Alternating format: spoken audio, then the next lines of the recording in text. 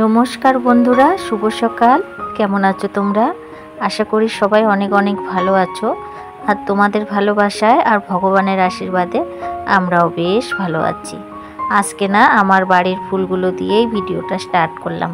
দেখো কি সুন্দর ফুল ফুটেছে।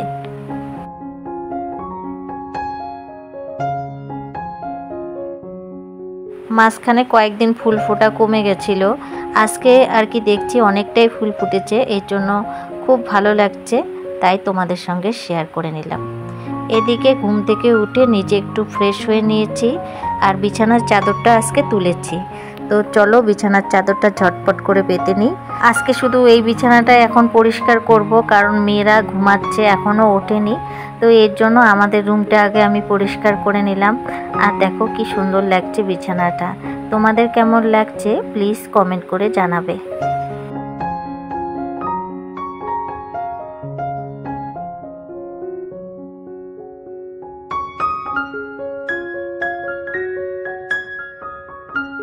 এদিকে বিছানাপাতি পরিষ্কার করে বাসি কাজ সেরে ঠেরে তোমাদের সামনে চলে আসলাম। আর আজকে কিন্তু কথা বলছি না।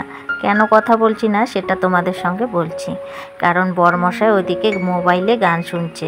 আর এত জোরে গান শুনছে, যদি আমি এখন কথা বলতে যাই তাহলে তো কপিরাইট আসবে। এর জন্য তোমাদের সামনে কথা বললাম না, নিজেকে একটু দেখিয়ে নিলাম।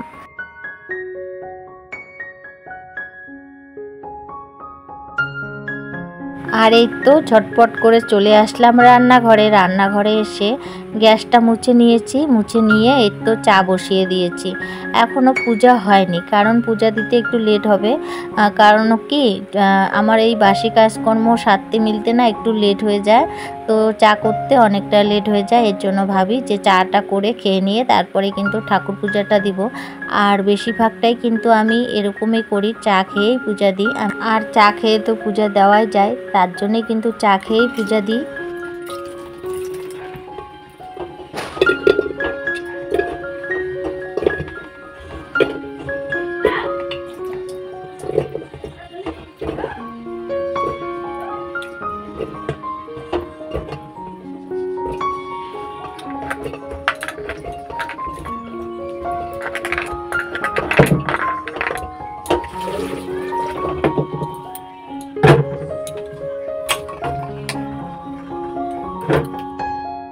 দেখো ওদিকে চাটা হতে হতে কিন্তু আমি আলুটাও আর কি ধুইয়ে প্রেসারে বসিয়ে দিব।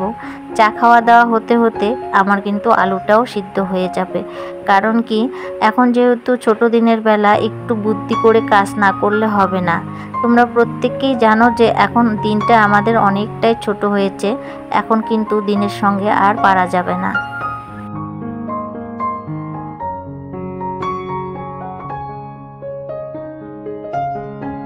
আর এদিকে দেখো আমার কিন্তু চা হয়ে গেছে, এখন দুইজনে মিলে চা খাবো।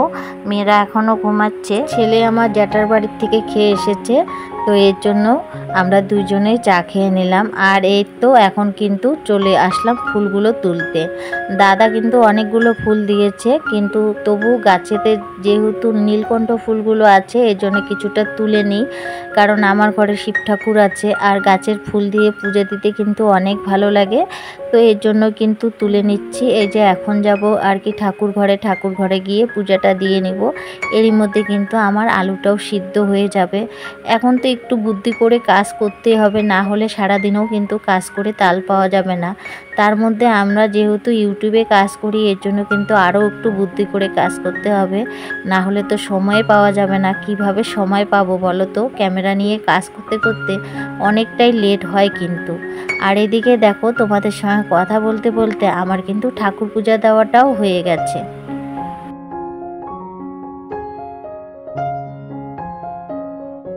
এদিকে দেখো ঠাকুর পূজা দেওয়া আমার কমপ্লিট। তারপরে কিন্তু আমি ভাতটা বসিয়ে দিলাম। আর এখন এই যে কতগুলো আলু নিয়ে বসেছি।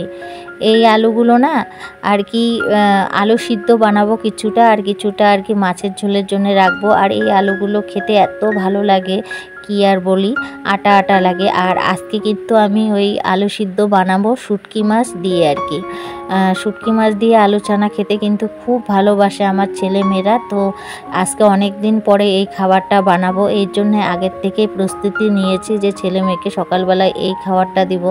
আর গরম গরম ভাত আর তার সঙ্গে শুটকি মাছ দিয়ে আলু সিদ্ধ, মানে এত টেস্ট লাগে কি আর বলবো। এই কথা শুনে তো পাশের বাড়ির কাকিও বলছিল যে আমাকে একটু দিও, কারণ ওই কাকিও এই আলু সিদ্ধটা খেতে ভীষণ ভালো লাগে। উনিকে কিন্তু পরে আমি দিয়েছিলাম।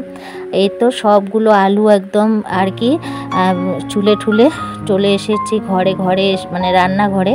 আর রান্নাঘরে এসে ভাতটা নামিয়ে নিয়েছি। আর এদিকে দেখো কাঠখোলায় আমি শুটকি আর হলো কাঁচা লঙ্কা ভেজে নিচ্ছি। এইভাবেই কিন্তু শুটকি মাছটা দিয়ে কিন্তু আর কি আলু সিদ্ধটা আর কি বানাতে হবে। দেখো শুটকি মাছটা আমি কিন্তু খালি কাঠখোলায় ভেজে নিচ্ছি, এখানে কিন্তু কোনো তেল ব্যবহার করছি না আপাতত, তেল আমি পরে দিব।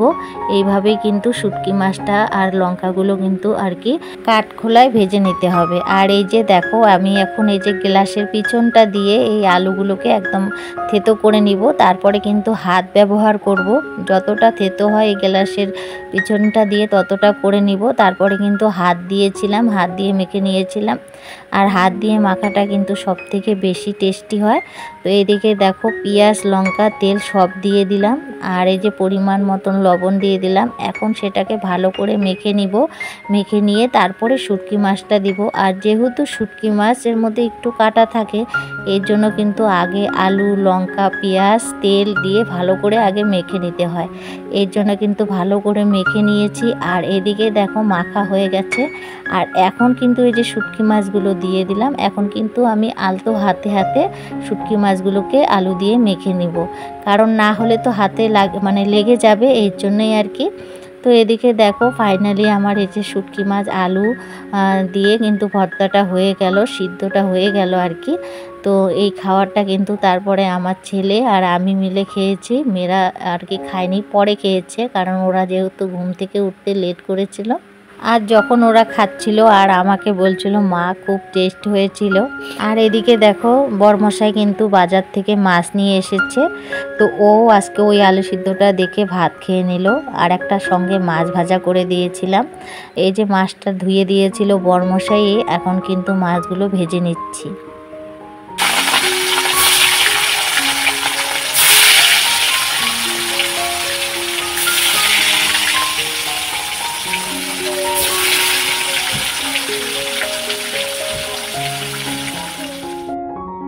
আর এদিকে দেখো মাছ ভাজা আমার কমপ্লিট। আর এদিকে আমি মাছের তরকারিটাও বানায় নিচ্ছি।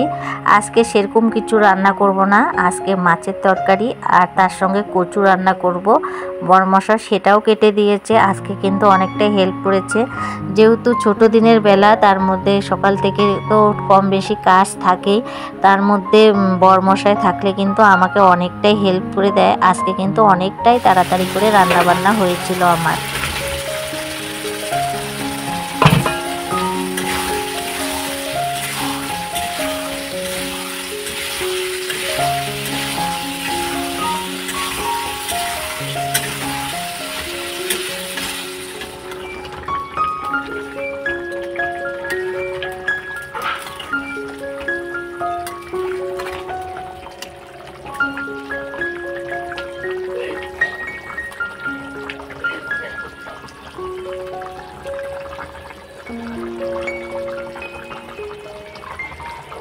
এদিকে মাছের ঝোলটা হয়ে গেছিলো। তারপরে কিন্তু আমি এখন দেখো কচুটা ওই পাশে বসিয়ে দিয়ে এই পাশে আমি গ্যাস, তারপরে যা যা রান্নার জিনিস আছে সেগুলো সব মুছে নিচ্ছি, যেন আমার ওইদিকে কচু শাকটাও হতে থাকে, এদিকে কিন্তু আমার মোছামুছিটাও কমপ্লিট হয়ে যায়। পরে একটু বাকি থাকলে সেটা আর একটু মুছে নিব।